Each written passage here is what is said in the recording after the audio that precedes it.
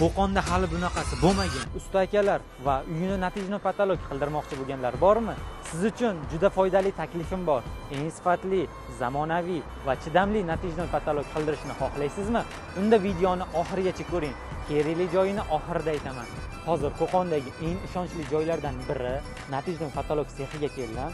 Manzil Uchko'prikdan kelganingizda eski post gayini oldida, Navoiydan kelganingizda esa Zilol to'yxonasini yonida.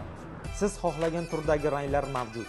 Bu yerda maxsus stanokda natijnoy patolog mahsulotlari tayyorlanadi va jarayonni o'z ko'zingiz bilan ko'rishingiz mumkin.